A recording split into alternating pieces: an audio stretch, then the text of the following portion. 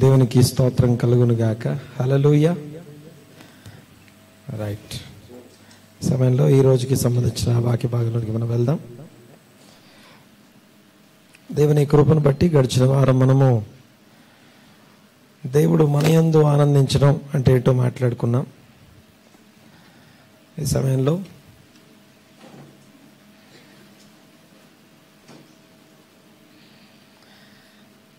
Last week మనము దేవుడు మన యందు ఆనందించుట అనే అంశాన్ని మాట్లాడుకున్నాం. ఈ సమయంలో అదొక్కసారి జ్ఞాపకం చేసుకొని మనం ఈ వారం వాక్యంలోనికి వెళ్దాం. ప్రభువునందు ఆనందించండి అనే మాట మనందరికీ బాగా తెలుసు. ప్రభువునందు ఆనందించండి అనే మాట. అయితే దయచేసి పిల్లలందరూ ఆ రూమ్లోకి వెళ్తారా?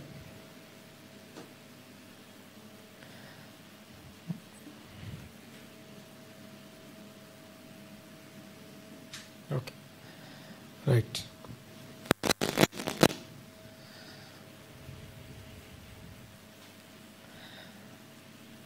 పిల్లలందరినీ తీసుకొని రైట్. దేవునికి స్తోత్రం కలుగును గాక. హల్లెలూయా. ఒకసారి రెండు చేతుల పైకెత్తి దేవునికి స్తోత్రం చేద్దాం. హల్లెలూయా, హల్లెలూయా. రైట్. ఈ సమయంలో గడిచిన వారం మనము ధ్యానించినటువంటి వాక్యాన్ని ఒక్కసారి జ్ఞాపకం చేసుకుని ఈ వారపు వాక్యంలోకి మనం వెళ్దాం. పోయిన వారం మనము ప్రభువునందు ఆనందించుట అనే మాటని ధ్యానించాము. అయితే ప్రభువునందు మనం ఆనందించడం కాదు, కానీ దేవుడు మన యందు ఆనందించాలంటే ఏం చేయాలి అనే ఆ మాటలు మాట్లాడుకున్నాం. దేవుడు మన యందు ఆనందించాలి. దేవునికి స్తోత్రం కలుగును గాక. ప్రభువునందు మనం ఆనందించడం వేరు, దేవుడు మన యందు ఆనందించడం వేరు. ఇది లాస్ట్ వీక్ మనం మాట్లాడుకున్నాం. ఒక 5 విషయాలు మాట్లాడుకున్నాం. మళ్ళీ ఒకవేళ మీరు మర్చిపోతారేమో అని ఈ వారం ఈ పత్రికలో కూడా అదే వాక్యం ఉంది. దయచేసి దాన్ని తీసుకోండి, చదవండి. ఒక్కసారి దాన్ని కంటిన్యూ చేస్తాను, జ్ఞాపకం చేస్తాను. ముందుగా దేవుడు మన యందు ఆనందించడం అనే దగ్గరికి వస్తే, మొదటిగా భూమి మీద కృప చూపుచు నీతి న్యాయములు జరిగించు యెహోవాను నేనే అని గ్రహించి పరిశీలనగా తెలుసుకొనుటను బట్టి అతిశయించాలి. మీలో ఎవరైనా అతిశయిస్తే, జ్ఞాని తన జ్ఞానాన్ని బట్టి కాదు, శూరుడు తన శౌర్యాన్ని బట్టి కాదు, ఐశ్వర్యవంతుడు తన ఐశ్వర్యాన్ని బట్టి కాదు, అయితే భూమి మీద కృప చూపుచు నీతి న్యాయములు జరిగించు యెహోవాను నేనే అని తెలుసుకోవడాన్ని బట్టి అతిశయించాలి. దాన్ని బట్టి నేను ఆనందిస్తాను, అట్టి వాటిలో నేను ఆనందించువాడను అని రాస్తుంది. ఇది మొదటి విషయం. దేవుడు మన యందు ఆనందించే విషయాలు 5 మాట్లాడుకున్నాం. ఆ 5లో మొదటిది, మనము దేవుని యొక్క కృపను, నీతి న్యాయములు ఎలాగా ఈ భూమి మీద నెరవేర్చబడుతున్నాయో వాటిని చూసి గ్రహించి పరిశీలనగా తెలుసుకుంటూ ఉంటూ అతిశయించాలట. అలా అతిశయిస్తూ ఉండడం వలన దేవుడు మనలో ఆనందిస్తాడట. ఈ భూమి మీద దేవునికి యాక్చువల్గా రూపము లేదు. దేవునికి ఎలాంటి ఆకారం కానీ రూపము కానీ లేదు. కానీ దేవునికి యాట్రిబ్యూట్స్ ఉన్నాయి, గుణములు ఉన్నాయి. ఎలాంటి గుణాలంటే 2 రకాల గుణాలు ఉన్నాయి. జస్టిస్ యాట్రిబ్యూట్స్, మర్సీ యాట్రిబ్యూట్స్ అంటాం.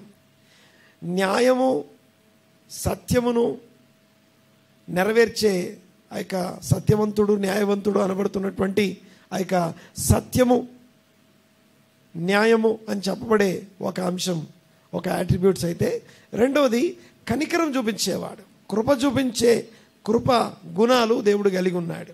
ఈ 2 విషయాలు మరొకసారి జ్ఞాపకం చేస్తాను. దేవునికి జస్టిస్ యాట్రిబ్యూట్స్ మరియు మర్సీ యాట్రిబ్యూట్స్. ఈ రెండిట్లో ఏది కోరుకుంటాడు దేవుడు ఎక్కువ అంటే, అందుకని అక్కడ ఏమని రాస్తుంది, భూమి మీద కృప చూపుచు నీతి న్యాయములు జరిగించువాడు అనండి. ఒకసారి మాట, భూమి మీద కృప చూపుచు నీతి న్యాయములు జరిగించేవాడు. నీతి న్యాయములు జరిగించడం అంటే జస్టిస్ యాట్రిబ్యూట్స్. అంటే ఎవరికి ఏమివ్వాలో, ఎవరికి ఎంత ఇవ్వాలో, ఎవరు ఏ చేసిన దానికి వారికి రిటర్న్ ఇవ్వడం అనేది ఉంది చూసారా, దాన్ని జస్టిస్ అంటాం, న్యాయం చేయడం అంటాం. దేవుని యొక్క జస్టిస్ యాట్రిబ్యూట్స్ భూమి మీద కొనసాగుతూ ఉన్నాయి. దేవునికి స్తోత్రం కలుగును గాక. ఇక నెక్స్ట్ విషయం ఏంటంటే చూడండి ఒకసారి, మర్సీ యాట్రిబ్యూట్స్, కృపా గుణాతిశయాలు. ఆయన కృప చూపించేవాడు. దేవునికి స్తోత్రం కలుగును గాక. సో భూమి మీద కృప చూపుచు నీతి న్యాయములు జరిగించు యెహోవా అని తెలుసుకున్నటను బట్టి మనం అతిశయిస్తూ ఉండాలి. అలా అతిశయిస్తూ ఉంటే దేవుడు దాని యందు ఏం చేస్తున్నాడట? ఆనందిస్తున్నాడట. దేవుని ఆనందం అనండి ఒకసారి మాట. దేవుని ఆనందం ఎలా ఉంది? ప్రభువు ఆయన యందు మనం ఆనందించడం వేరు, ఆయన మన యందు ఆనందించడం వేరు అని మాట్లాడుకున్నాం. అందులో మొదటిది దేవుని కృపా గుణాలని బట్టి, ఆయన తెలుసుకోవటం బట్టి మనం అతిశయిస్తూ ఉండడం ద్వారా దేవుడు ఆనందిస్తాడు. ఇది మొదటిది. రెండోది ఏం మాట్లాడుకున్నాం? మీ దగ్గర ఉన్న పేపర్లో చూడండి ఒకసారి. జ్ఞాన హృదయంలో ఆనందం అట. మనము జ్ఞాన హృదయం కలిగి ఉంటే దేవుడు ఆనందిస్తాడట. జ్ఞాన హృదయం అనండి ఒకసారి. యాక్చువల్గా ఈ భూమి మీద హృదయం అన్నిటికంటే మోసకరమైంది, అది ఘోరమైన వ్యాధి గలది. అది ఎంత మోసం చేస్తుందో ఎవరికీ తెలియదు. మనల్ని మోసం చేసేది ఎవరు అంటే మన యొక్క హృదయం మోసం చేస్తుంది. అయితే ఆ హృదయము జ్ఞానం అనుసరిస్తూ ఉంటాయి. సామెతల గ్రంథంలో ఈ మాట రాస్తుంది, 23:15 రాస్తుందన్నమాట.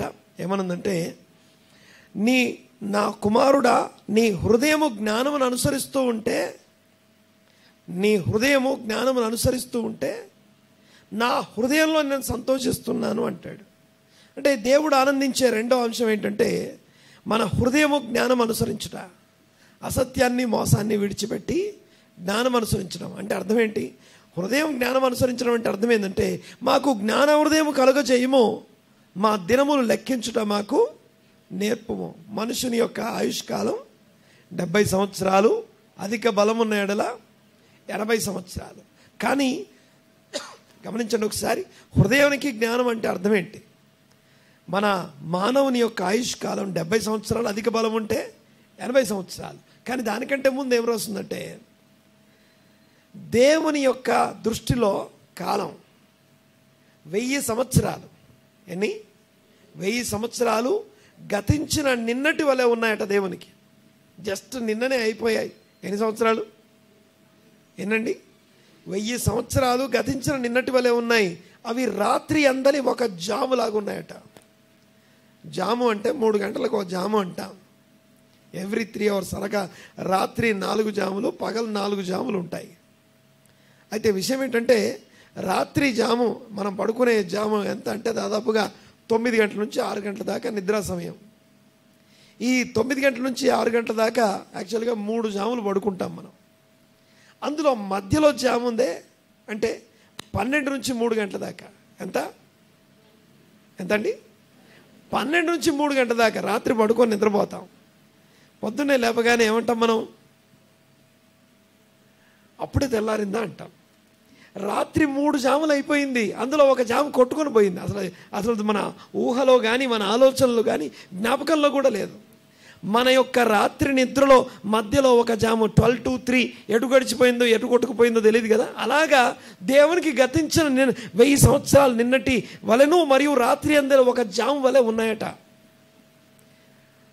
అలాంటి 1000 సంవత్సరాల్లో మన ఆయుష్కాలం ఎంత? 70 సంవత్సరాలు. అధిక బలం ఉంటే 80 సంవత్సరాలు. ఒక్కసారి ఆలోచించండి. అధిక బలం ఉంటే 80 సంవత్సరాలు, లేకపోతే 70 సంవత్సరాలు.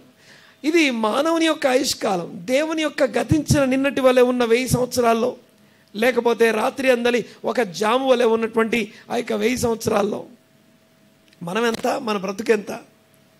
మనమెంత? మన బ్రతుకు, మన కాలం ఎంత? ఒక్కసారి ఆలోచించండి.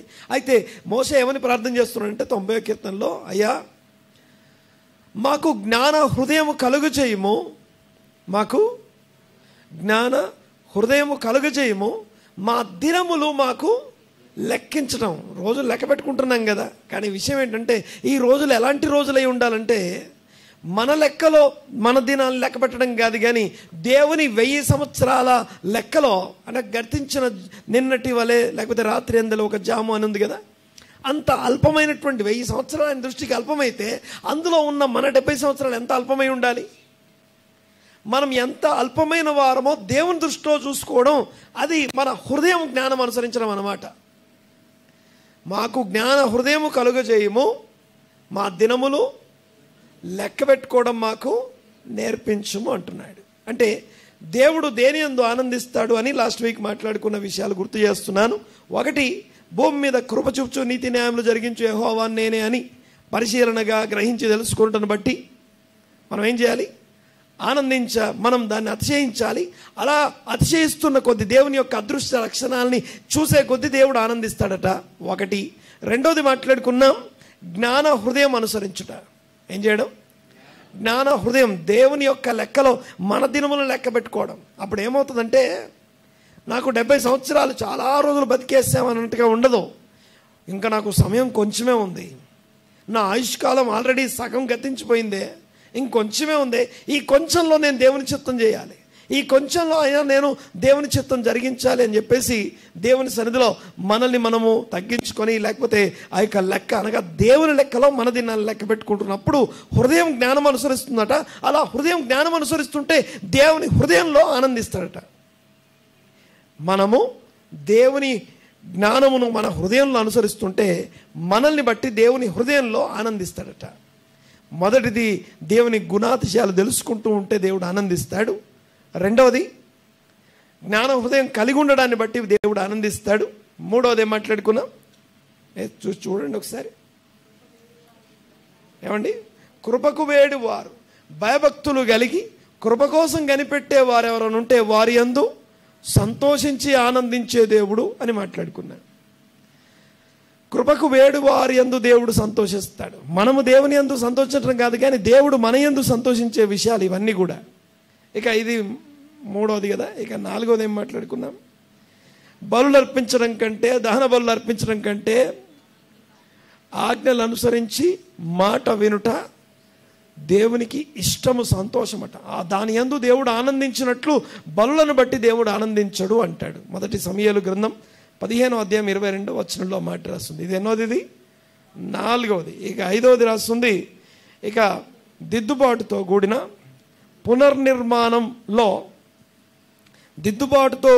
పునర్నిర్మాణంలో యెహోవా ఆనందం. ఇది ఎన్నోది? ఐదవది. జరుబ్బాబేలు అనబడుతున్నటువంటి ఆయన ఆ యొక్క దేవుని మందిరాన్ని నిర్మిస్తున్నాడు. పునర్నిర్మించుట అనండి ఒకసారి మాట. పునర్నిర్మాణం, పునరుజ్జీవం, పునరుత్థానం, ఈ మళ్ళీ తిరిగి రావడం. ఈ పునర్ అనే మాట అనగా తిరిగి, రిటర్న్ అన్నమాట. ఇంగ్లీష్లో రీ అని అర్థం. మనం రీబర్త్, తిరిగి జన్మించాం, పునర్జన్మించాం.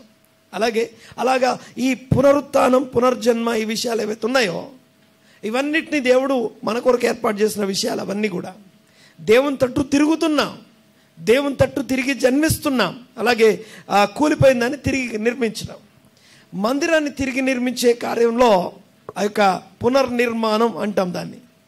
కూలిపోయి పడిపోయిన దాన్ని తిరిగి నిర్మించే క్రమంలో దిద్దుబాటు అనగా సరి చేసుకునే గుండు నూలు లేదా నూలు గుండు ఈ జరుబ్బాబేలు చేతిలో ఉండుట చూచి యెహోవా 7 కన్నులు సంతోషిస్తున్నాయి. లోకమంతటా సంచరించు ఆయన 7 నేత్రాలు జరుబ్బాబేలు చేతిలో నూలు గుండు ఉండుట చూచి సంతోషించును. ఇవి 5 విషయాలు లాస్ట్ వీక్ మాట్లాడుకున్నాం. దేవునికి స్తోత్రం కలుగును గాక. ఇవన్నీ ఏంటివండి? దేవుడు మనల్ని బట్టి, మనుషుల్ని బట్టి ఆనందించే విషయాలు. అనండి ఒకసారి మాట. దేవుడు మనల్ని బట్టి లేదా తన ప్రజలను బట్టి ఆనందించే విషయాలు. ఇకపోతే ఇక ఈరోజు నేను అడిగాను, లాస్ట్ వీక్ ఏమడిగానంటే, ఈ 5 చెప్పిన తర్వాత మీకు ఇంకేమైనా తోస్తే, మీకు ఇంకేమైనా జ్ఞాపకం వస్తే, మీకు ఇంకేమైనా మీ ధ్యానంలో కనపడితే నాకు చెప్పండి అని అడిగాను. చాలామంది మెసేజ్లు పెట్టారు, ఇదిగో ఇక్కడ ఇది ఉంది, ఇక్కడ ఇది ఉందని రాశారు. వెరీ గుడ్, బాగుంది, మంచిది. కానీ నాకు ఇంకొక ప్రేరేపణ ఈరోజు మనం మాట్లాడుకోవడానికి, దేవుడు సంతోషించే ఇంకొక ఏరియా ఒకటి ఉంది. ఆ ఏరియా ఏంటంటే, తన సేవకుల అభివృద్ధి యందు దేవుడు ఆనందిస్తాడు. అనండి ఒకసారి మాట. తన సేవకుని అభివృద్ధి యందు ఆనందించే దేవుడు. ఓకే, మనం ఏం చేస్తే దేవుడు ఆనందిస్తాడట? మనం అభివృద్ధి చెందితే దేవుడు ఆనందిస్తాడు అన్నట్టు మాట. నా అభివృద్ధిలో దేవునికి ఆనందం ఉంది అన్నట్టు మాట. నా అభివృద్ధిలో దేవునికి ఆనందము దాగి ఉంది. దేవుడు ఆనందించే ఏరియా నేను ఫెయిల్ అయిపోయి నష్టపోయి, లేకపోతే నేను నా ఫెయిల్యూర్ని బట్టి దేవుడు ఆనందించట్లేదు, కానీ నేను తొట్టుపడితే దేవుడు ఆనందించట్లేదు, కానీ నేను అభివృద్ధిలో ఉంటే దేవుడు ఆనందించే దేవుడై ఉన్నాడు. ఆమేన్. దేవునికి స్తోత్రం కలుగును గాక. మన అభివృద్ధిలో ఆనందించే దేవుడు. అయితే గమనించండి ఒకసారి, దేవుడు మన అభివృద్ధిలో ఆనందిస్తాడు అనే వచనం ఎక్కడుందో చెప్పట్లేదు నేను, అది మీరే కనుక్కొని చెప్పాలి నాకు.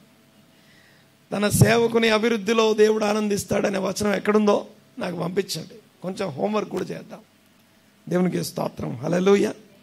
రైట్. తర్వాత అయితే అభివృద్ధి యందు దేవుడు ఆనందించేవాడు. మనం అభివృద్ధి చెందడం అంటే అర్థం ఏంటి? అభివృద్ధి చెందడం అంటే అర్థం ఏంటి?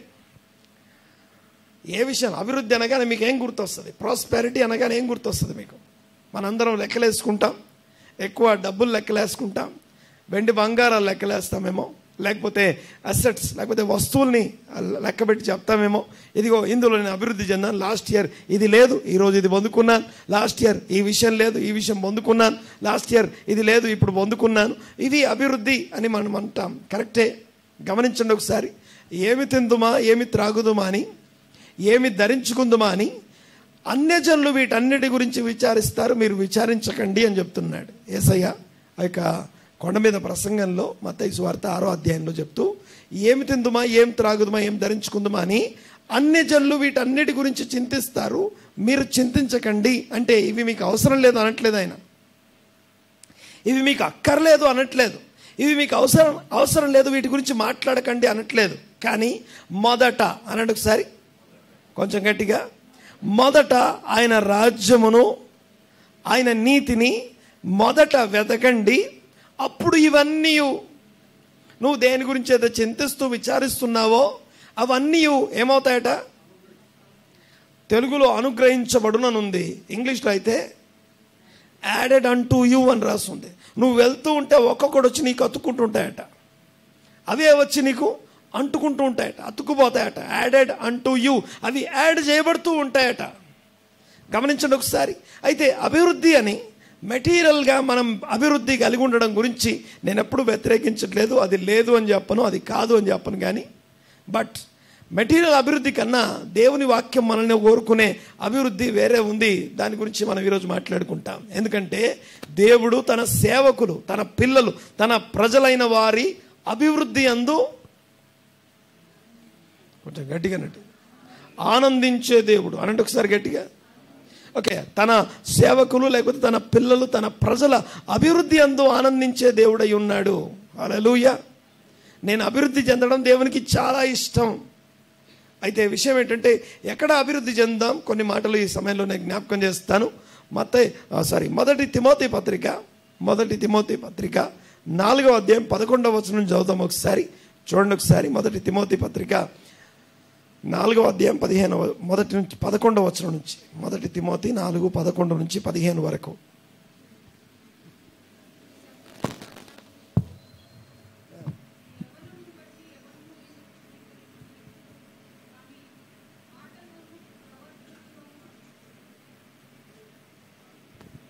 ప్రేమలోను విశ్వాసములోను పవిత్రతలోను విశ్వాసులకు మాదిరిగా ఉండుము. నేను వచ్చు వరకు చదువుట యందును హెచ్చరించుట యందును బోధించుట యందును జాగ్రత్తగా ఉండుము. పెద్దలు హస్త నిక్షేపణము చేయగా ప్రవచన మూలమున నీకు అనుగ్రహింపబడిన నీలో ఉన్న వరమును అలక్ష్యము చేయకుము. నీ అభివృద్ధి అందరికీ తేటగా కనబడు నిమిత్తం వీటిని మనస్కరించుము. వీటి యందు సాధకం చేసుకో. ఆ తర్వాత వచనం చదివేశాం. నిన్ను గూర్చియు నీ బోధను గూర్చియు జాగ్రత్త కలిగి ఉండుము. వీటిలో నిలకడగా ఉండుము. నీవిలాగు చేసి నిన్నును నీ బోధ విను వారిని రక్షించుకుంటావు. 15వ వచనం చూడండి ఒకసారి. తిమోతికి పౌలు రాస్తున్న మాట. తిమోతి అంటే అపోస్తలుడైన పౌలు యొక్క సక్సెసర్, అనగా అపోస్తలుడైనటువంటి పౌలు యొక్క వారసుడు అని చెప్పాలి. పరిచర్య యొక్క వారసత్వాన్ని కొనసాగించే నెక్స్ట్ పర్సన్ తిమోతి, ఆత్మీయ కుమారుడు. ఈ కుమారునికి రాస్తూ చెప్తున్నాడు, నీ అభివృద్ధి ఏం చేయాలట? కొంచెం గట్టిగా మాట్లాడండి. ఏమని రాస్తుంది అక్కడ? అభివృద్ధి అందరికీ తేటగా కనపడాలట. ఏం కనపడాలి? దేవుడు మన అభివృద్ధి అందరికీ కనపడాలట. మనం అభివృద్ధి చెందడం అందరికీ తేటగా కనపడాలి అని చెప్తున్నాడు. ఇది దాచిపెట్టుకునే విషయం కాదు, ఇది కనపడకుండా దాచే విషయం అస్సలు కాదు. అభివృద్ధి అందరికీ తేటగా కనపడాలి. కానీ ఇక్కడ ఏ అభివృద్ధి గురించి మాట్లాడుతున్నాడు అనేది ప్రాముఖ్యమైన విషయం. ఏ అభివృద్ధిని మనం చూపించాలి? ఫర్ ఎగ్జాంపుల్, మనము ఏదైనా కొత్తగా వస్తువులు కొనుక్కున్నాం, కొత్తగా ప్రాపర్టీస్ కొన్నాం అనుకోండి. కొన్నిసార్లు చెప్పుకోలేమేమో, కానీ విషయం ఏంటంటే అవన్నీ కనపడడం గురించి ఈ వాక్యం మాట్లాడట్లేదు. అన్నీ చెప్పుకోవాలండి, అన్నీ చూపించుకోవాలండి అని మా పాస్టర్ గారు చెప్పారు అనకండి. సో అవన్నిటి గురించి ఇక్కడ మాట్లాడట్లేదు. కానీ 3 విషయాలు రాసున్నాయి ఇక్కడ. ఈ 3 విషయాల్లో ప్రాస్పెరిటీ, అభివృద్ధి ఆధారపడి ఉంది. 3 విషయాలు ఏమేమి ఉన్నాయో చూడండి ఒకసారి. మొదటిది 11వ వచనంలో కనబడుతుంది. చూడండి ఒకసారి. 3 డిఫరెంట్ ఏరియాస్. నంబర్ 1, ఏ ఏరియాలో మన అభివృద్ధి కనపడాలి? చదవండి ఒకసారి. నంబర్ 1 11వ వచనం చదవమా. నీ యవ్వనమును బట్టి ఎవడునో నిన్ను తృణీకరింపని. ఫస్ట్ థింగ్ ఏంటంటే, you should not be rejected because of your age. నీ యవ్వనమును బట్టి ఎవరు తృణీకరించకుండా చూసుకో. నాకంటే పెద్దవాళ్ళు ఉండొచ్చుగాక, ఆ పెద్దవాళ్ళైనా నాకు రెస్పెక్ట్ చేయాలి అంటే నా చిన్నతనం, నా ఏజ్ని బట్టి ఎవరు నన్ను తృణీకరించొద్దంటే నేనేం చేయాలి? తర్వాత రాసుందా మాట, చదవండి ఒకసారి. కానీ మాటలోను ప్రవర్తనలోను ప్రేమలోను విశ్వాసములోను పరిశుద్ధత పవిత్రతలోను విశ్వాసులకు మాదిరిగా అందరికీ మాదిరికరంగా ఉండు. ఇది అభివృద్ధి నంబర్ 1. అది నీవు అభివృద్ధి చెందవలసినటువంటి ఏరియా ఇది. మొదటిది ఏమేమి ఉన్నాయి అక్కడ? మాట అనండి ఒకసారి. మాటలు అనండి ఒకసారి. మాటలు చాలా ప్రమాదకరమైనవి. మన దగ్గర ఖడ్గాలు ఉండకపోవచ్చుగాక, కత్తులు ఈటలు బల్లాలు ఉండకపోవచ్చుగాక, కానీ మాటలు చాలా పదునైనవి. ఈ మాటలే ఒకరిని చంపేస్తాయి, ఈ మాటలే ఒకదాన్ని విడగొట్టేస్తాయి. మాట చాలా శ్రేష్టమైనటువంటి అద్భుతమైనటువంటి శక్తివంతమైన ఆయుధం అది. అయితే ఒకడి ఆత్మీయత దేన్ని తెలియజేస్తుందంటే, మాటలు ఎక్కడి నుంచి వస్తాయి? హృదయము నిండిన దాన్ని బట్టి నోరు మాట్లాడుతుంది. హృదయము వ్యాధి కలిగింది, అది మోసకరమైందని మాట్లాడుకున్నా. ఈ వ్యాధి కలిగిన మోసపూరితమైనటువంటి హృదయంలో దేవుని వాక్యాన్ని నింపితే నోట్లో నుంచి వాక్యం మాటలు క్షేమాభివృద్ధికరమైన సమయానుకూలమైన క్షేమాభివృద్ధికరమైన కృపాసహితమైన భాష మాటలు వస్తాయి బయటికి. ఆ పైనే రాస్తుందండి, దీనికి ముందే రాస్తుంది. ముసలమ్మ ముచ్చట్లు అని, అల్లరితో కూడిన ఆటపాటలని, వీటిని విడిచిపెట్టమని చెప్తాడు. తిమోతి, ఇదిగో నువ్వు నా మిషన్ నువ్వు కొనసాగించాలంటే నువ్వు అభివృద్ధి చెందడం అందరికి కనిపించాలి. అభివృద్ధి అనండి ఒకసారి. మన అభివృద్ధిలో దేవుడు ఆనందిస్తున్నాడు. మనం ఎలా అభివృద్ధి చెందగలం, ఎలా అభివృద్ధి చెందుతామో 3 విషయాలు రాస్తున్నాయి తిమోతికి. ఆ 3 మాటలు మాట్లాడుకుందాం. పౌలు తిమోతికి ఈ మాటలు రాస్తే ఇక్కడున్న మన సంఘానికి కూడా రాస్తున్నాడు.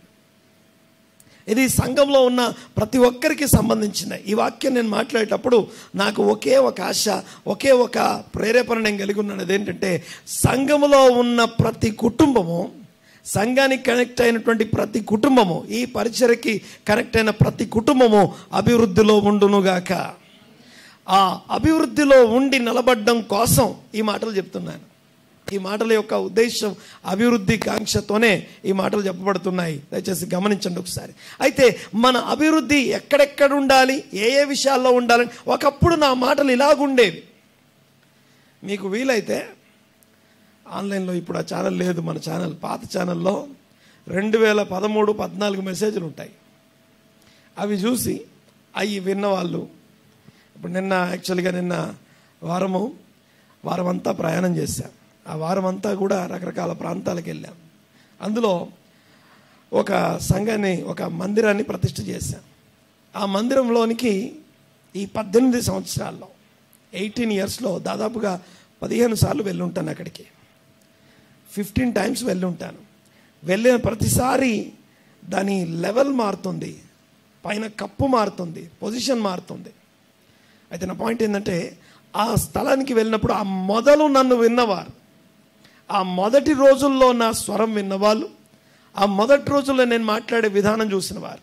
అంతెందుకండి, మొదట్లో మెసేజ్ని ఎడిట్ చేసేవాళ్ళు. ఎడిట్ చేస్తే ఒక 40 నిమిషాల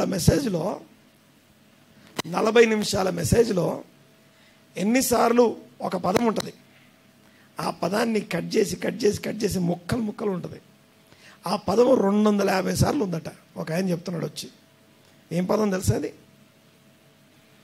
ఒక పదం పలికే వాళ్ళం ఊరికే. ఓన్లీ 40 minutes మెసేజ్ని కట్ చేస్తే అందులో అనవసరమైనటువంటి ఒక పదం ఉంది. ఆ పదాన్ని తీసేసాడు ఆయన. ఒక ఎడిటర్ వచ్చి తీసాడు. అప్పట్లో పాత మెసేజ్ సంగతి చెప్తున్నాను నేను. ఆ మెసేజ్లో ఏం వర్డ్ తెలుసా? అది తెలుసా ఎవరికైనా?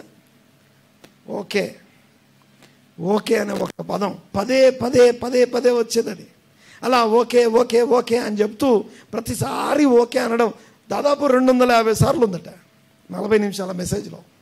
అంటే ఎందుకు ఈ మాట జ్ఞాపకం చేస్తున్నానంటే, అప్పుడు చూసిన వాళ్ళకి ఇప్పుడు చూసిన వాళ్ళకి చాలా తేడా ఉంది. అన్న, అప్పుడు మీ మెసేజ్ వేరేలాగా ఉంది, ఇప్పుడు మెసేజ్ వేరేలాగా ఉంది. తీవ్రత బాగానే ఉంది, కానీ అప్పుడు మాట్లాడే పద్ధతికి ఇప్పుడు మాట్లాడే పద్ధతికి చాలా తేడా ఉంది. ఆత్మీయంగా దేవుని వాక్యాన్ని హృదయంలో నింపుకునే కొద్దీ లోపల నుంచి బయటికి వాక్యం మాటలే బయటికి వస్తాయి. చెదారణం రాదు బయటికి. నేను మాట్లాడేది అర్థమవుతుంది కదా. రూతు బోయాజు పొలానికి వచ్చిందట. రూతు బోయాజు పొలానికి వచ్చి ఏం చేయడానికి వచ్చిందామే? ఏం చేయాలి? పరిగె ఏరుకోవాలి. పరిగె ఎక్కడ ఉంటుంది? కింద పడ్డదాన్ని ఏరుకోవాలి. దేవుని సిస్టమ్ అది. బీదలు, విధవరాండ్రు, అనాథలు ఎవరైనా ఉంటే వాళ్ళ కోసం కింద పడేయమంటాడు, కానీ వాళ్ళ చేతుల్లో పెట్టమన్నాడు. ఏమంటే అర్థమవుతుంది కదా. బీదలు, విధవరాండ్రు, అనాథలు ఉంటే పరిగె అనగా కోత కోసేటప్పుడు వాళ్ళు ఏం చేయాలి? కింద పడ్డదాన్ని ఏరుకోవాలి తప్ప చేతుల్లో మాకు వెయ్యండి అని అడుక్కోవద్దు. వీళ్ళు అడుక్కోవద్దు, పని చేయాలి. వీళ్ళు కూడా ఎవరు? బీదలు, అనాథలు, విధవరాండ్రు కూడా ఏం పని చేయాలంటే కింద పడ్డదాన్ని కలెక్ట్ చేసుకోవాలి. తర్వాత ఈ కోత కోసే పని వాళ్ళు ఉంటారే, వాళ్ళు ఏం చేయాలంటే గుప్పిలతో కొంచెం కింద పడేలా కింద పడ్డదాన్ని తీసుకోవద్దు. కింద పడ్డదాన్ని వాళ్ళు తీసుకోకూడదు. ఎందుకంటే కనికరంతో వదిలిపెట్టేయాలి. కింద పడింది అది మంది కాదు, వదిలేయడమే. సో పనిచేసే వాళ్ళు వదిలేయాలి. తర్వాత యజమానులు కోత వారికి చెప్తారు, ఏమంటారంటే వాళ్ళని ఆటంకపరచకండి, మీరు కింద పడేయండి అని చెప్పాలి, కక్కుర్తి పడకండి అని చెప్పడం అనమాట. వినండి ఒకసారి. ఈ రూతట పొద్దు నుంచి సాయంత్రం దాకా ఏరుకుందట. కష్టమైన పనే, కఠినమైన పనే. కొంచెం లాస్ట్కి ఇంత కనికరం ఉంటే, ఇంత ప్రేమ ఉంటే, అయ్యా నా మీద దయ చూపిస్తే నేను అక్కడ నీడకు కూర్చుంటాను, మీరేం చేయండి, లాస్ట్కి మీరంతా కోసుకున్న తర్వాత కొంచెం ఇచ్చి పంపించవచ్చుగా. నో, అందరూ పని చేయాల్సిందే దేవుని రాజ్యంలో. దేవుని రాజ్యంలో ఎవరిని సోమరులుగా, నిష్ఫలులుగా ఉంచడం దేవునికి ఇష్టం లేదు. ఈ రూతట కలెక్ట్ చేసుకుందట సాయంత్రం దాకా. కలెక్ట్ చేసుకున్న తర్వాత సాయంత్రం ఏం చేస్తున్నాడు తెలుసా? ఒక్క మాటకి మాట చదవండి ఒకసారి.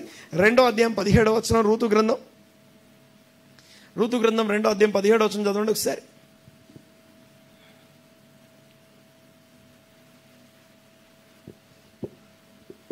కాబట్టి ఆమె అస్తమయం వరకు ఆ చేనిలో ఏరుకొనుచు తాను ఏరుకొనిన దానిని దుల్లగొట్టగా అది దాదాపు తూమెడు యవలాయను. ఆమేన్. ఒక్కసారి నా మాట వినండి ఒకసారి. ఎక్కడి నుంచి ఏరుకుంది ఇది? కోత కొయ్యలేదుగా, ఎందుకంటే ఆ ఓనర్ కాదు మనం. ఆయన పొలంలో పరిగె ఏరుకుంటున్నాం. మన పరిస్థితి పరిగె ఏరుకోవడం. పరిగె ఏరుకునేటప్పుడు ఏం చేయాలి? అవి మన చేతుల్లో, మన యొక్క బుట్టలో, లేకపోతే మన సంచిలో, మన దోశలలో ఎవరు వేయరు, మట్టిలో వేస్తారు. ఆ మట్టిలో కింద పడ్డదాన్ని కలెక్ట్ చేసుకున్నప్పుడు అది మట్టితో వస్తుంది కదా. ఆ మట్టిని, ధాన్యమును సాయంత్రం అయిన తర్వాత ఆమె ఏం చేస్తుందట? దుల్లగొట్టగా. అనండి ఒకసారి మాట. దేవుడు నా కోసం ఏ వాక్యం ఇచ్చాడో, ఏ వాక్యం ఆహారాన్ని తీసుకెళ్ళాలి, కానీ ఆ మట్టిని కలిపి మిక్స్ చేసి తీసుకుపోవద్దు. లేదా ఆహారాన్ని వదిలిపెట్టి మట్టి తీసుకెళ్ళొద్దు. ఆహారాన్ని మట్టితో కలిపి తీసుకెళ్ళొద్దు, లేదా ఆహారాన్ని వదిలేసి మట్టి తీసుకెళ్ళొద్దు. అర్థమవుతుందండి మాట్లాడేది? సో దుల్లగొట్టి సాయంకాలానికి ఆమె ఏం చేస్తుందంటే తూమెడు ఎవలు తీసుకెళ్ళింది అని రాస్తుంది. అంటే దాని అర్థం ఏంటంటే ఏది ఆహారమో దాన్ని తీసుకుపోతాం. అంటే ఏది దేవుని వాక్యమో, ఏది దేవుని ఉద్దేశమో, అది దేవుని చిత్తమేదో మన హృదయాల్లో నింపుకునే కొద్దీ మన మాటలు మారుతాయి. ఎన్ని సంవత్సరాల కింద రక్షణ పొందాం, ఎన్ని సంవత్సరాల నుంచి భక్తి చేస్తున్నాం, ఎన్ని సంవత్సరాల నుంచి వాక్యం వింటున్నాం, ఎన్ని సంవత్సరాల నుంచి మనము దేవుని అనుసరిస్తున్నాం. ఈ అనుసరించేది తేడా తీసుకొచ్చే అభివృద్ధి జరిగే ఏరియా ఎక్కడంటే మొదట మాటలు, 2 ప్రవర్తన, 3 ప్రేమ, 4 విశ్వాసం. ఇది మొదటి అభివృద్ధి. ఇవి ఎప్పుడైతే ఉంటాయో నీ ఏజ్ని బట్టి నిన్నెవరు తృణీకరించరట, నీ పొజిషన్ బట్టి నిన్నెవరు తృణీకరించరని రాస్తుంది. నీ యవనమును బట్టి నిన్ను తృణీకరింపనీయకుము, ఎందుకంటే వీటి యందు నువ్వు సాధకం అనండి. ఒకసారి అనండి, ఎవరు సాధకం చేయాలి. తర్వాత ఏం చేయాలట? వీటిని మనస్కరించాలి అనండి. ఒకసారి మనస్కరించుట, సాధకం చేసుకుంటా. అంటే దేవుడు మన అభివృద్ధి అందు ఆనందిస్తున్నాడు. అయితే అభివృద్ధి ఎక్కడ అంటే మొదటిది 3 విషయాలు రాస్తున్నాయి తిమోతి అనబడుతున్న ఆ యొక్క దీన్ని ఏమంటావు అంటే వీలునా టైప్ అన్నమాట. నా తదనంతరం నువ్వు ఎలా ఉండాలో చెప్తున్నాడు ఆయన. ఎవరు? పౌలు తిమోతికి రాస్తున్న మాటలు ఇవి. తను ఏమై నేను నా విశ్వాసాన్ని కాపాడుకున్నాను, నా పరుగు కడముట్టించాను, ఇక నేను నా కొరకు నీతి కిరీటం ఉంది, ఇక నేను అయిపోతాను, నా తర్వాత నువ్వే, కాబట్టి నువ్వు జాగ్రత్తగా ఇవి చెయ్యాలి, నువ్వు అభివృద్ధి చెందాలి, నీ అభివృద్ధి ప్రపంచానికి కనబడాలి అంటాడు. నీ అభివృద్ధి అందరికీ కనబడేలాగా ఉండాలి. ఏ విషయంలో అభివృద్ధి?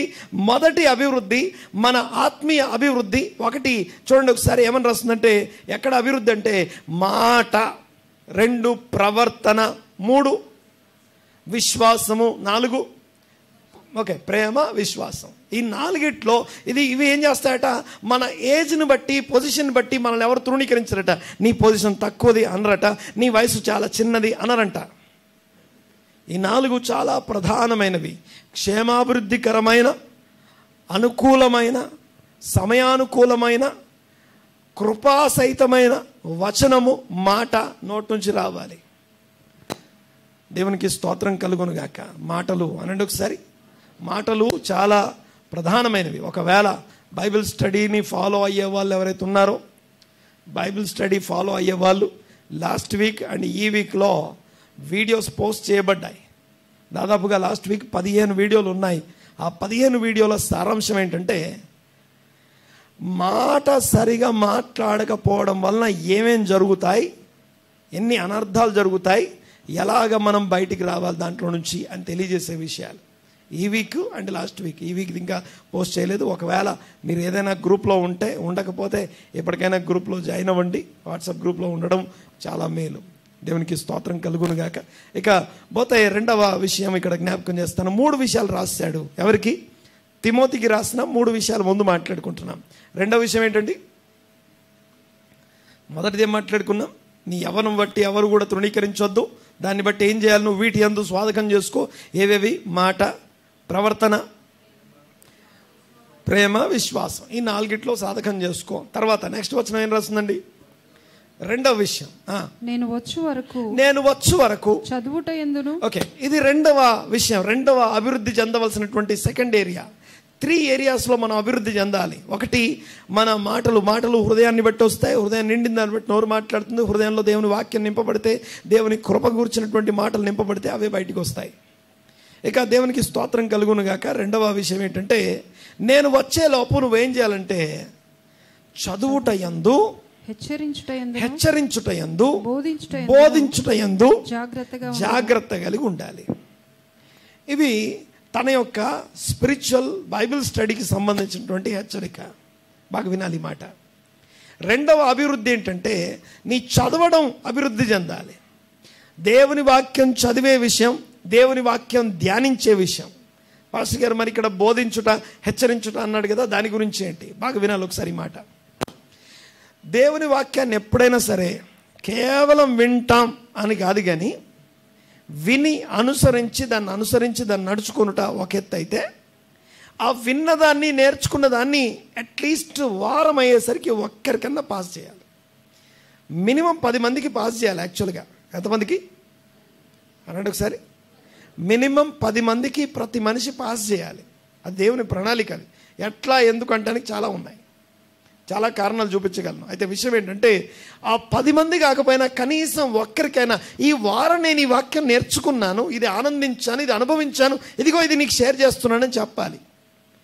యెహోషువతో దేవుడు మాట్లాడితే ఏమంటారు అంటే, 1వ అధ్యాయంలో తీయకండి, అక్కడ ఏమనుందంటే, నిబ్బరం కలిగి ధైర్యంగా ఉండు, నిబ్బరం కలిగి ధైర్యంగా ఉండు, నేను నీకు తోడై ఉన్నా, నిన్ను విడువను ఎడబాయి, నేను ఏమాత్రం విడువను ఎన్నడు ఎడబాయను అని చెప్పి అక్కడ ఏమని రాస్తుందంటే, నువ్వు చదువుతున్న ఈ గ్రంథం ఏదైతుందో, నువ్వు చదువుతున్న ఈ గ్రంథం అంటే ఆయన వాక్యం చదువుతుంటే దేవుడు మాట్లాడుతున్నాడు అందులో నుంచి.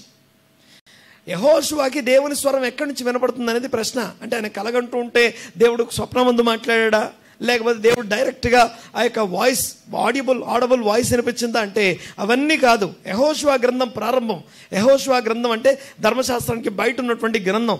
ఆ గ్రంథంలో యెహోషువ గ్రంథాన్ని స్టడీ చేస్తుంటే ఆ అక్షరాల్లో నుంచి, ఆ వాక్యంలో నుంచి దేవుడు మాట్లాడుతున్నాడు యెహోషువతో. నీవు చదువుతున్న ఈ గ్రంథం, నువ్వు ఏ వాక్యమైతే చదువుతున్నావో ఈ చదువుతున్న ఈ గ్రంథము నీవు బోధించగా తప్పిపోవద్దు అంటాడు. దాన్ని ఏం చేయాలట? యెహోషువ జాబ్ ఏంటి? లీడర్. ఆయన యుద్ధాలు చేస్తాడు. ఆయన యుద్ధాలు చేసి లీడర్ అయి ఉన్నాడు కదా, ఆయన చేయాల్సిన పని ఏంటట? నీవు ఈ వాక్యమును అనుసరించాలి. ఈ వాక్యం చదువుతున్నావు కదా, చదువుతున్నటువంటి ఈ వాక్యాన్ని నీవేం చేయాలంటే బోధించడం తప్పిపోవద్దు, నీ నోట్లో ఉంచుకోవాలి ఈ మాటలు అంటాడు. ఈ వాక్యంలో ఉన్న మాటలను ఏం చేయాలట? నీ నోట్లో నుంచి తీసేయొద్దు అంటాడు. దాన్ని తొలగించకు, నేను నీకు తోడై ఉన్నాను అంటాడు. అంటే దేవుని తోడు ఎలా అనుభవిస్తాడు ఈ యెహోషువ అంటే, దేవుని వాక్యాన్ని తన నోట్లో ఉంచుకొని నిరంతరం వాటిని ఉచ్చరిస్తూ ఎవరితో ఒకరితో దేవుని వాక్యాన్ని ఉన్నదన్నట్టుగా ఏసే దేవుడని నువ్వు చెప్పాల్సిన అవసరం లేదు. కానీ బాగా వినండి ఒకసారి. దేవుని గూర్చిన ఆయన యాట్రిబ్యూట్స్ గురించి, దేవుని యొక్క మర్సీ యాట్రిబ్యూట్స్, లేకపోతే ఆయన జస్టిస్ యాట్రిబ్యూట్స్ అని చెప్పాను కదా, ఆ యాట్రిబ్యూట్స్ గురించి ఎవరితోనైనా ఒకరితో షేర్ చేద్దాం. మన చుట్టుపక్కల ఉన్న వారితో షేర్ చేయడం ద్వారా దేవునికి స్తోత్రం కలుగును గాక. అలాగా మనం వాటిని ఉచ్చరించడానికి మనకు అవకాశం ఉంది. చదువుటయందు, తర్వాత బోధించుటయందు, హెచ్చరించుటయందు నీవేం చేయాలట? జాగ్రత్తగా ఉండు. మొదటి ఏమో వాటి మీద మనసు పెట్టు అని రాస్తుంది. మళ్ళీ చదవండి ఒకసారి. 11వ వచనం చదవండి. 12వ వచనం. ఎస్. నీ యవ్వనమును బట్టి ఎవడునో నిన్ను తృణీకరింపనీయకము కానీ మాటలోను, ప్రవర్తనలోను, ప్రేమలోను, విశ్వాసములోను, పవిత్రతలోను విశ్వాసులకు మాదిరిగా, విశ్వాసము పవిత్రతలో మాదిరిగా ఉండుము అనేది మొదటి మాట అయితే, అభివృద్ధి మాదిరి అనేది మొదటిది. అభివృద్ధి చెందడం అంటే మాదిరి. నన్ను చూసి ఇంకెవరైనా ఫాలో అవ్వాలి. నేను చేసే పనిని నాతో పాటు ఇంకెవరైనా కాపీ చేస్తే అప్పుడు మాదిరిని ఫాలో అయినట్టు. దేవునికి స్తోత్రం కలుగును గాక. హల్లెలూయా, హల్లెలూయా. రైట్. రెండవది జాగ్రత్త. మొదటిది మాదిరిగా ఉండడం, రెండవది జాగ్రత్త. ఏ విషయంలో? చదువుట, బోధించుట, హెచ్చరించుట. అంటే నువ్వు చదవడంలో మార్పు రావాలి. దేవునికి స్తోత్రం కలుగును గాక. మీరు అనొచ్చు, ఒకవేళ పాస్టర్ గారు మీకు తెలియదండి, మేము చాలా బిజీగా ఉంటాం, మేము చాలా పనులు ఉంటాయండి మాకు. మీకు మాట చెప్తాను, ఒక ఉద్యోగము, వ్యాపారం చేసేవాళ్ళు బిజీగా ఉంటారని నాకు తెలుసు. ఒక ఉద్యోగం చేసేవాళ్ళు, వ్యాపారం చేసేవాళ్ళు బిజీగా ఉంటారు. అలాంటిది ఒక దేశాన్ని పరిపాలించే రాజు ఎంత బిజీగా ఉండాలి? ఒక దేశాన్ని పరిపాలించే ఒక మహారాజు ఆయన అంటాడు, నేను యెహోవా ధర్మశాస్త్రమందు ఆనందించు దివారాత్రము దానిని ధ్యానిస్తున్నాను, మీరు కూడా ధ్యానించండి, ధ్యానించువాడు ధన్యుడు అంటాడు. ఆ ధ్యానం ఎంత ధ్యానం అంటే గొప్ప ధ్యానం అది. దేవునికి స్తోత్రం కలుగును గాక. ఆయన గొప్ప ధ్యానంలో నుంచి అనేకమైన విషయాలు వచ్చాయి. అందుకే దావీదును సంఘ చరిత్రలోంచి తీసేస్తే అసలు సంఘం ఎక్కడో ఆదిమ కాలంలోనే ఉండేది. నేను మాట్లాడేది టోటల్ విశ్వాస చరిత్ర, సంఘ చరిత్ర ఏదైతే ఉందో, సామాజిక చరిత్ర ఏదైతే ఉందో, ఆ చరిత్ర, ఆత్మీయ చరిత్రలోంచి దావీదు అనే ఒక క్యారెక్టర్ని తీసేస్తే ఇగ్నోర్ చేసేస్తే మనం చాలా నష్టపోతాం. అంత ఘనుడై ఉండి యుద్ధాలు చేసేవాడు, తర్వాత రాజ్యాన్ని సక్రమంగా నడిపించేవాడు, ఇశ్రాయేలు 12 గోత్రాలని చుట్టుపక్కల ఉన్న అన్ని యూఫ్రటీస్ నుండి మధ్యధర వరకు ఉన్నటువంటి రాజ్యం అంతటికి రాజు అయినటువంటి దావీదు దేవుని వాక్యాన్ని నిరంతరం ఆనందించుచు ధ్యానించేవాడు. ఆమేన్. దేవునికి స్తోత్రం కలుగును గాక. మనకున్న పని, మనకున్న వంట్లో వాటన్నిటికంటే గొప్పది దేవుని వాక్యం ధ్యానించడం. ఇకపోతే 3వ విషయం మాట్లాడుకుందాం. మొదటిది మాదిరిగా ఉండడం అని మాట్లాడుకున్నాం. మాట, ప్రవర్తన, విశ్వాసము, ప్రేమ, పవిత్రత. ఇక 2వ విషయం మాట్లాడుకున్నాం. చదువుట, బోధించుట, హెచ్చరించుట. ఈ విషయాలు. 2వ విషయం జాగ్రత్తగా ఉండుము అని చెప్పబడితే 3వ విషయం ఏం రాస్తుందండి? పెద్దల హస్తనిక్షేపణం వలన ప్రవచన మూలమున నీకు అనుగ్రహించబడిన నీలో ఉన్న వరము దాన్ని అలక్ష్యం చేయొద్దు. ఒకటి, మాదిరి అనే విషయంలో అభివృద్ధి చెందాలి. 2, జాగ్రత్తగా ఉండాల్సిన విషయాల్లో అభివృద్ధి చెందాలి. 3, అలక్ష్యం చేయకూడని విషయాలు కొన్ని ఉన్నాయి. ఇది చాలా గొప్ప విషయం, బాగా వినాలి ఒకసారి. 3వది ఏంటంటే, దేవుడు ఇక్కడ కూర్చున్న ప్రతి ఒక్కరిలో ఏదో ఒక స్పెషాలిటీ, ఒక వరం పెట్టాడు. మరొకసారి, దేవుడు ఇక్కడ కూర్చున్న ప్రతి ఒక్కరిలో, నాతో పాటు ఈ వాక్యం వినే ప్రతి ఒక్కరిలో తనకంటూ తను మాత్రమే చేయగలిగే కొన్ని ప్రత్యేకమైన వరాలు పెట్టాడు. అది హస్తనిక్షేపణం అనగా తల మీద చేయి పెట్టి ప్రార్థన చేయడం వల్ల కలిగే కృపావరమై ఉండొచ్చు, లేదా ప్రవచనం చేయడం వల్ల కలిగిన ప్రవచన కృపావరమై ఉండొచ్చు, లేదా అది కూడా కాదు, నీ లోపల ఉండి నీలో పుట్టుకతో వచ్చిన వరం అయి ఉండొచ్చు కాక. ఏదేమైనా సరే ఆ వరమును అలక్ష్యం చేయొద్దు. ఆ వరమును అలక్ష్యం చేయడానికి ఏదో ఒక సాకు, ఏదో ఒక కారణం చూపించొద్దు. మాట్లాడేది అర్థమవుతుంది కదా? సో ఏదో ఒక కారణాన్ని, ఏదో ఒక సాకును చూపించి దేవుని మనలో దాచినటువంటి వరాన్ని నిర్లక్ష్యం, అలక్ష్యం చేయొద్దు. ఈ విషయాల్లో వర్ధిల్లాలి. ఓకే, చెప్పండి ఒకసారి. ఈ 3 విషయాలు చెప్పిన తర్వాత అప్పుడు చెప్తున్నాడు ఆయన, నీ అభివృద్ధిని అందరికీ తేటగా కనబడనిమ్ము. తర్వాత కనబడే నిమిత్తము ఈ 3 ఏరియాలు, ఈ 3 ఏరియాలు ఏవైతే ఉన్నాయో, ఎక్కడ నువ్వు మాదిరిగా ఉండాలో, ఏ విషయాలు జాగ్రత్తగా ఉండాలో, ఏ విషయాలు నిర్లక్ష్యం చేయొద్దో, అలక్ష్యం చేయొద్దో, ఆ 3 విషయాల్లో నువ్వేం చేయాలట? వాటిని ఏం చేయాలట? మనస్కరించి వీటి యందే సాధకము, ప్రాక్టీస్. సాధకము అనండి ఒకసారి. అభ్యాసము, సాధకము, ప్రాక్టీస్ చేయమని అర్థం. అంటే ఈ 3 విషయాల్లో ప్రాక్టీస్ చేయడం ఏదైతుందో దీన్నే స్పిరిచువల్ ప్రాక్టీస్ అంటాం. జాగ్రత్తగా ఈ మాట వినాలి. ప్రాక్టీస్ చేయడం, సాధకం చేయకుండా ఆటోమేటిక్గా అభివృద్ధి చెందాం మనం. ఆటోమేటిక్గా ఎక్కడ అభివృద్ధి చెందడం అనేది జరగదు. దేవునికి స్తోత్రం. మనస్కరించుము, వాటి యందు సాధకం, వాటిని ప్రాక్టీస్, అభ్యాసం చేయమని చెప్తున్నాడు. ఇకపోతే ఇంకొక 3 విషయాలు మీకు జ్ఞాపకం చేస్తాను. ఇంకొక 3 ఏరియాస్ నేను మీకు జ్ఞాపకం చేస్తాను. ఏంటి మనం ఏం మాట్లాడుకుంటున్నాం ఈ రోజున?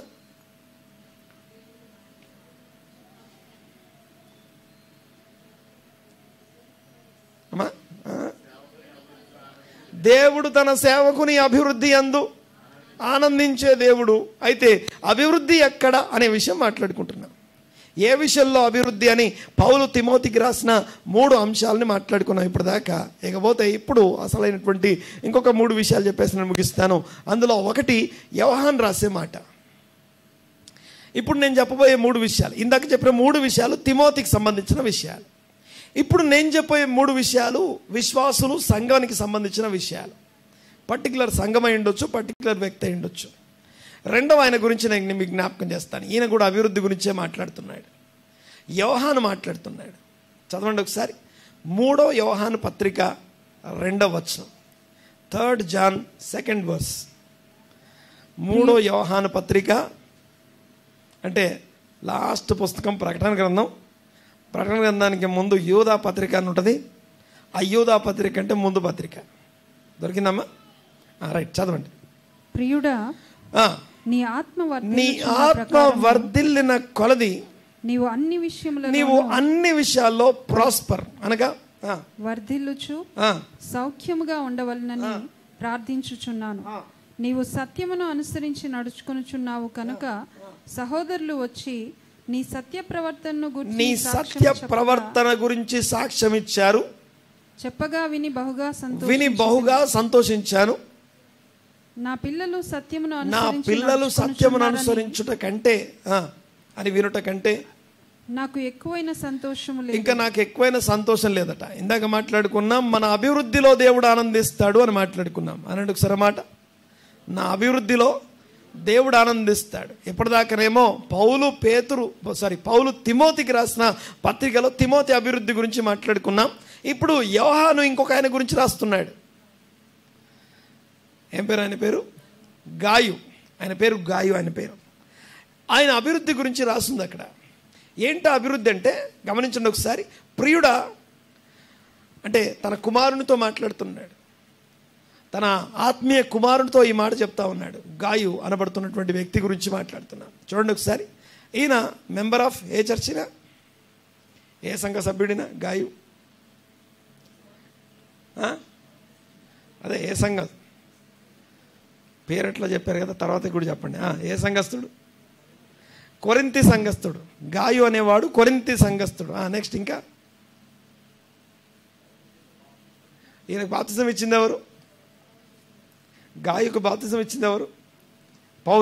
పౌలు అతి కొద్ది మందికి బాప్తిజం ఇచ్చాడు, అందులో ఈయన ఒకడు. ఇంకేముంది ఈయన స్పెషాలిటీ? పౌలుతో పాటు పరిచర్య చేసిన వాడు. సరే, ఇకపోతే ముందుకెళ్దాం. చూడండి ఒకసారి. ఈ గాయు గురించి ఒక పర్సన్ ఈయన కూడా. ఓకే, నేనేం మాట్లాడుతున్నాను? దేవుడు మన అభివృద్ధి అన్నది ఆనందించే దేవుడు అని మాట్లాడుకుంటున్నాం. పౌలు తిమోతికి రాసినటువంటి పత్రికలో 3 అంశాల్లో అభివృద్ధి చెందమన్నాడు. నీ అభివృద్ధిని తేటగా కనపడాలి. అందరికీ తేటగా కనిపించాల్సింది మన మెటీరియల్ కాదండి, మనకున్న అసెట్స్, మన మెటీరియల్ కాదు కనిపించాల్సింది. ఆత్మీయంగా అభివృద్ధిలో తేటగా కనిపించాల్సిన 3 అంశాలు, తిమోతికి సంబంధించిన 3 అంశాలు ఇప్పటిదాకా మాట్లాడుకున్నాం. ఇక రెండవ ఇక గాయు ఉన్నాడు. ఈయన గురించి మాట్లాడేటప్పుడు గాయు గురించి అతని ఆత్మీయ తండ్రి అయినటువంటి యోహాన్ రాస్తున్నాడు. గాయుకు రాస్తూ ఈ మాట చెప్తున్నాడు. ఏమంటున్నాడు ఆయన? ప్రియుడా, నీవు ఆత్మలో వర్ధిల్లుచున్న కొలది అన్ని విషయాల్లో వర్ధిల్లుతావు. బాగా వినాలి ఒకసారి. ఇందాక తిమోతికి ఆత్మ వర్ధిల్లడం మాట్లాడుకున్నాం కదా. ఇప్పుడు ఈ గాయకు కూడా ఆత్మలో వర్ధిల్లుతున్నాడట. ఆల్రెడీ వర్ధిల్లుతున్నటువంటి అనగా ప్రాస్పర్డ్ సోల్ కలిగినటువంటి ఈ గాయు అనబడుతున్న వ్యక్తి, నీవు ఆత్మలో వర్ధిల్లుతున్న కొలది నీవు అన్ని విషయాల్లో వర్ధిల్లాలని నీకోసం నేను ప్రార్థన చేస్తున్నాను అంటాడు. బాగా గమనించాలి ఒకసారి. స్పిరిచువల్ ప్రాస్పారిటీ లేకపోతే సోల్ ప్రాస్పారిటీ ఏదైతే ఉందో, ఆత్మలో ఆత్మీయంగా ఒకడు వర్ధిల్లకుండా మిగతా విషయాల్లో వర్ధిల్లడం అసాధ్యం. ఆమేన్. అందరు ఉన్నారు ఇక్కడ? బాగా వినాలి ఒకసారి. ఎంత చెట్టుకు ఎంత ఇంధనానికి అంత ప్రయాణం. 1/2 లీటర్ పోసి 500 కిలోమీటర్లు ప్రయాణం చేస్తామా? చేయగలమా? 1/2 లీటర్ పోసి. అలాగే ఆత్మీయ అభివృద్ధి చాలా ప్రధానమైంది. ఆత్మ సంబంధమైన అభివృద్ధి చాలా ప్రధానమైంది. అయితే విషయం ఏంటంటే, ఆత్మలో వర్ధిల్చున్న కొలది ఇతరులు అందరూ చింతిస్తారట. ఏమి తిందుమా, ఏమి త్రాగుదామా, ఏమి ధరించుకుందామా అని అన్యులు చింతిస్తారట. అయితే వాటి గురించి మీరు చింతించకండి. మొదట దేవుని రాజ్యమును, దేవుని నీతిని అనగా ఆత్మీయ అభివృద్ధి మీద మీరు ఫోకస్ చేయండి. ఆత్మీయ అభివృద్ధికి సంబంధించిన ఆ అసెట్స్ని సంపాదించుకోవడానికి సాధకం చేయండి, మనస్కరించండి. అప్పుడు అవన్నీ మీకు అనుగ్రహించబడును లేదా యాడ్ చేయబడును. మీకు ఒక్కొక్కటి వచ్చి అతుక్కుంటాయని చెప్తున్నాడు. అయితే ఈ గాయకు రాస్తూ చెప్తున్నాడు, ప్రియుడ, నీవు ఆత్మలో వర్ధిల్లుచున్న కొలది నీవు అన్ని విషయాల్లో వర్ధిల్లాలి, సుఖముగా వర్ధిల్లాలని నీకోసం నేను ప్రార్థన చేస్తున్నాను. ఆత్మలో వర్ధిల్లుతున్నాడన్న సంగతి ఈ యోహానికి ఎలా తెలిసింది అంటే, నీవు సత్యమును అనుసరిస్తున్నావు. అనండి ఒకసారి మాట. సత్యము అంటే దేవుని వాక్యము అని అర్థం. నీ వాక్యమే సత్యము, సత్యమందు ప్రతిష్ఠ చేయము అని జాన్ 17:17 రాస్తుంది. యోహాను 17:17 సత్యవాక్యమును విని సత్యవాక్యమును నేర్చుకొని సత్యవాక్యమును అంగీకరించి వాక్యానుసారంగా నడుస్తూ జీవిస్తున్నప్పుడు మనము సత్యమును అనుసరించిన వారం అవుతాం. అయితే సత్యమును అనుసరించేటప్పుడు ఏమవుతుందంటే, మనం ఆత్మలో వర్ధిల్లుతున్నామని అర్థం. దేవునికి స్తోత్రం కలుగును గాక. సత్యములో నడవడం కోసం అభివృద్ధి చెందడం అనేది గాయకు సంబంధించిన స్టోరీ. ఇంకొక 2 చూపిస్తాను. ఓకే, ఇప్పటిదాకా మనం తిమోతికి సంబంధించిన 3 విషయాలు మాట్లాడుకున్నాం. నెక్స్ట్ గాయ్ గురించి మాట్లాడుకున్నాం. ఇంకొక 2 సంఘాలు చూపిస్తే నేను ముగిస్తాను. మొదటి సంఘం కొలసీ సంఘంకి వెళ్దాం ఒకసారి. కొలసీ సంఘం 1వ అధ్యాయం, కొలసీ పత్రిక, కొలసీకి పౌలు రాస్తున్నటువంటి పత్రిక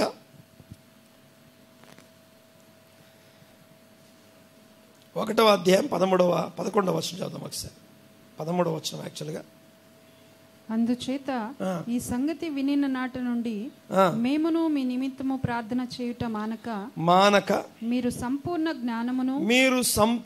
జ్ఞానము ఆత్మ సంబంధమైన వివేకము గలవారును ఆయన చిత్తమును పూర్ణముగా గ్రహించిన వారై ప్రతి సత్కార్యములో సఫలులగుచు దేవుని విషయమైన జ్ఞానమందు, మరొకసారి ఆ మాట గట్టిగా అనండి ఒకసారి, దేవుని విషయమైన జ్ఞానమందు అభివృద్ధి పొందుచు అన్ని విషయాల్లో ప్రభువును సంతోషపెట్టువారు పెట్టునట్లు ఆయనకు తగినట్టుగా నడుచుకొనవలెననియు ఆనందముతో కూడిన పూర్ణమైన ఓర్పును దీర్ఘశాంతమును కనపరచునట్లు ఆయన మహిమ శక్తిని బట్టి సంపూర్ణ బలముతో బలపరచబడవలననియు తేజోవాసులైన పరిశుద్ధుల స్వాస్థ్యములో పాలివారమగుటకు మనల్ని పాత్రులుగా చేసిన తండ్రికి కృతజ్ఞతాస్తుతులు చెల్లింపవలనని దేవుని బతిమాలుచున్నాము.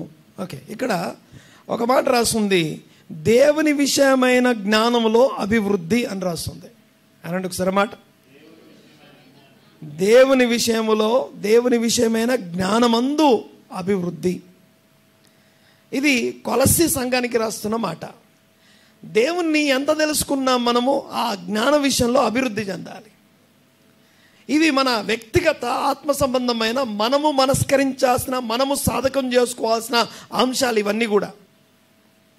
ఇవన్నీ నీ మీద ఆధారపడి ఉన్నాయి. వీటిని బేస్ చేసుకొని, వీటికి ఆధారపడి, వీటికి కనెక్ట్ అయ్యి మీ యొక్క ఈ లోక సంబంధమైన మెటీరియల్లీ అసెట్స్ పరంగా కావచ్చు, మెటీరియల్ పరంగా కావచ్చు, నువ్వు అభివృద్ధి చెందుతావు. మన ఈ లోక సంబంధమైన అభివృద్ధి ఆత్మ సంబంధమైన అభివృద్ధితో ముడిపడి ఉంది. అబ్రహాము ధనవంతుడు, యోసేపు ధనవంతుడు, దావీదు ధనవంతుడు, ఆత్మీయులందరూ ధనవంతులై ఉన్నారు. ఆమె నన్నండి గట్టిగా. ఆత్మీయులు ఎవ్వరు తక్కువలో లేరు, ఆత్మీయులు ఎవరు కూడా దరిద్రతలు లేరు. ఆత్మీయులందరూ కూడా దేవుని సన్నిధిలో ఘనులుగానే ఉన్నారు. దేవునికి స్తోత్రం కలుగునుగాక. ఆమె నన్నండి గట్టిగా. ఆత్మీయులందరూ కూడా దరిద్రతలో లేరు, ఆత్మీయులందరూ కూడా ఉన్నత స్థితిలో ఉన్నారు. ఒక తరం వారు దేవుని యందు భయభక్తులు కలిగి ఉండడం, జీవించడం నేర్చుకుంటే ఆ తరాన్ని బట్టి కొన్ని తరాలు దీవించబడ్డట్టు చూస్తాం మనం. దేవునికి స్తోత్రం కలుగునుగాక. గమనించండి ఒకసారి, ఇక్కడ కొలసీ సంఘానికి రాయబడుతున్నటువంటి ఈ మాటను జ్ఞాపకం చేస్తున్నాను. సంఘానికి చెప్తున్నాడు, దేవుని విషయమైన జ్ఞాన విషయంలో మీరు అభివృద్ధి చెందాలి అని. ఇంకొక మాట చూద్దాం ఒకసారి, తెస్సలోనిక సంఘాన్ని చూద్దాం ఒకసారి. 2వ తెస్సలోనిక పత్రిక 1వ అధ్యాయం 3వ వచనం. 2వ తెస్సలోనిక పత్రిక 1వ అధ్యాయం 3వ వచనం. సహోదరులారా, మేమెల్లప్పుడూ మిమ్మును గూర్చి దేవునికి కృతజ్ఞతాస్తుతులు చెల్లించబద్దులమై ఉన్నాము. ఇది యుక్తమే. ఏలయనగా మీ విశ్వాసము బహుగా అభివృద్ధి పొందుచున్నది. మీ విశ్వాసం బహుగా అభివృద్ధి పొందుచున్నది అని చెప్పి తెస్సలోనిక సంఘం గురించి రాస్తుంది. ఒక్కసారి ఈ 6 విషయాలను ఒక దగ్గర పెట్టండి, ఒకసారి జ్ఞాపకం చేయండి. ఒకసారి ఏమేమి ఉన్నాయో, ఏమేమి చూసాం మనం ఇప్పటిదాకా. మరొకసారి ఫస్ట్ నుంచి మాట్లాడుకుందాం. దేవుడు మన అభివృద్ధిని బట్టి ఆనందించేవాడు. దేవుడు తన సేవకుల అభివృద్ధి యందు సంతోషించే దేవుడై ఉన్నాడు. తన సేవకులు, తన ప్రజలు, తన బిడ్డలు అభివృద్ధి చెందుతుంటే ఆనందించే దేవుడు. అయితే ఆ బిడ్డలో అభివృద్ధి చెందాల్సిన ఏరియా, మొదటి ఏరియా ఎక్కడంటే ఆత్మ సంబంధమైనటువంటి ఏరియా. స్పిరిచువల్ ప్రాస్పెరిటీ లేకుండా, సోల్ ప్రాస్పర్ అవ్వకుండా, వ్యక్తిగతంగా మన మెటీరియల్ పరంగా, లోక సంబంధంగా ఈ భూమి మీద మనం ప్రాస్పర్ అవ్వలేము. స్పిరిచువల్ ప్రాస్పెరిటీ, దేవుడు దాన్ని చూసే ఒక మాటలో చెప్పాలంటే 5 తలాంతులు ఇస్తే 5ను 10 చేశాడట. ఆ 10 చేసిన వాడిని తీసుకొచ్చి 5 పట్టణాలు ఇచ్చాడు అని రాస్తుంది. విషయం ఏంటంటే ఆ 5 తలాంతులు ఆయన వ్యక్తిగతమై ఉండొచ్చు. ఆ 5 తలాంతులు అంటే ఇప్పటిదాకా మనం చదువుకున్నటువంటి ప్రాస్పెరిటీ ఏదైతుందో, ఏ ఏరియాలో మనం అభివృద్ధి చెందాలి. మీరు ఎంత భక్తి చేస్తున్నారు, ఎంత వాక్యం చదువుతున్నారు, ఎంత ప్రార్థన చేస్తున్నారు, ఎంత అభివృద్ధి చెందుతున్నారు, ఈ విషయాల్లో మనం అభివృద్ధి చెందకుండా, మన ఆత్మీయతలో అభివృద్ధి చెందకుండా ఈ లోకంలో ఇంకా ఏ విషయంలో కూడా మనం అభివృద్ధి చెందలేము. ఒక లైట్ వెలగాలంటే దాని స్విచ్ ఎక్కడుందో అక్కడికి వెళ్ళి ఆ స్విచ్ని ఆన్ చేస్తేనే లైట్ వెలుగుతుంది. ఆ స్విచ్ ఆపితేనే లైట్ ఆగిపోతుంది. దాన్ని మనం ఎంత ప్రయత్నం చేసి ఉఫ్ అని ఊదినా అది ఆరిపోదు. అలాగే మన ఈ లోక సంబంధమైన ప్రాస్పారిటీ మన ఆత్మ సంబంధమైన ప్రాస్పారిటీతో ముడిపడి ఉంది. అవి రెండు ఇంటర్నల్లీ కనెక్ట్ అయి ఉన్నాయి, మర్చిపోవద్దు. గమనించండి ఒకసారి 6 విషయాల్ని ఫాస్ట్గా రిమైండ్ చేయండి. ఒకసారి మనం ఫాస్ట్గా ముగించుకుందాం. మొదటిది ఏం మాట్లాడుకున్నాం?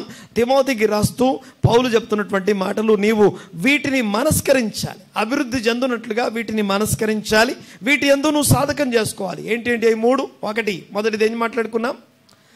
ఏ వాక్యం విన్నామో, ఏ మాటలైతే హృదయంలో నింపుకున్నామో, ఏ వాక్యాన్ని హృదయంలో నింపుకున్నామో ఆ హృదయంలో నిండిన వాక్యం నుంచి వచ్చే మాటలు క్షేమాభివృద్ధికరమైన, లేకపోతే అనుకూల వచనము, లేకపోతే ఆ యొక్క సమయానుకూలమైన వచనము, లేకపోతే కృపా సహితమైన వచనము నోట రావడం అనేది ఆత్మీయత, అభివృద్ధి. అది మనం అభివృద్ధి చెందేది మాటలో.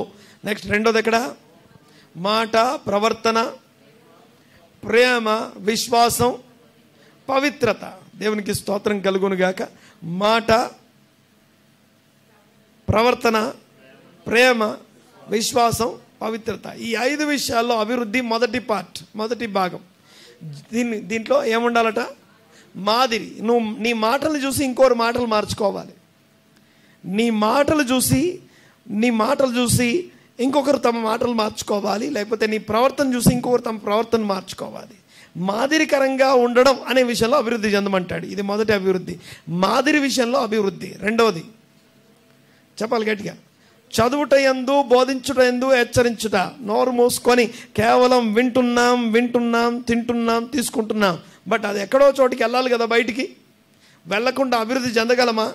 మనం ఆహారం కేవలం తింటూనే ఉందాం, ఆహారాన్ని కేవలం తీసుకుందాం. దానికి సంబంధించిన అట్లీస్ట్ యాక్టివిటీ ఏదైనా ఉండాలి కదా.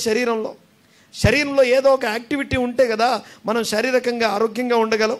అలాగే ఇక్కడ కూడా ఆత్మీయంగా కూడా వింటున్న వాక్యాన్ని, తింటున్న వాక్యాన్ని తీసుకొని అనుభవించిన వాక్యాన్ని షేర్ చేయాలి. ఎవరికో ఒక్కరికన్నా షేర్ చేయగలగాలి, వారంలో షేర్ చేయగలగాలి, మాట్లాడగలగాలి, ఆ చెప్పే విషయంలో ఏం చేయాలంటాడు? జాగ్రత్తగా ఉండు. చెప్పావా లేదా జాగ్రత్తగా చూసుకో.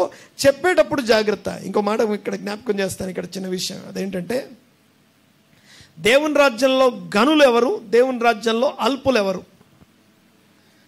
గనులు ఎవరంటే వాక్యాన్ని అనుసరించి దాన్ని చేయమని చెప్పేవాడు గనుడు, దాన్ని అనుసరించకుండా చేయమని చెప్పేవాడు అత్యల్పుడు. ఓకే, ఇద్దరు మాట్లాడతారు. చేసి చెప్పేవాడు, చెయ్యక చెప్పేవాడు. సో ఒకటి చెప్పాడు పౌలు, అంటాడు నేను ఇంత బోధ చేసి ఒకవేళ తప్పిపోతానేమో అని చెప్పి నా శరీరాన్ని ఏం చేస్తున్నాడట? నలగొట్టుకుంటున్నాను అంటాడు. తన శరీరాన్ని నలగొట్టుకుంటున్నాడట. ఎందుకు? ఒకవేళ నేను తప్పిపోతానేమో అని. ఇది ప్రతి ఒక్కరికి అనగా చెప్పకపోతే, మాట్లాడకపోతే రెస్పాన్సిబిలిటీ పెరగదు. మాట్లాడేది అర్థమైంది కదా.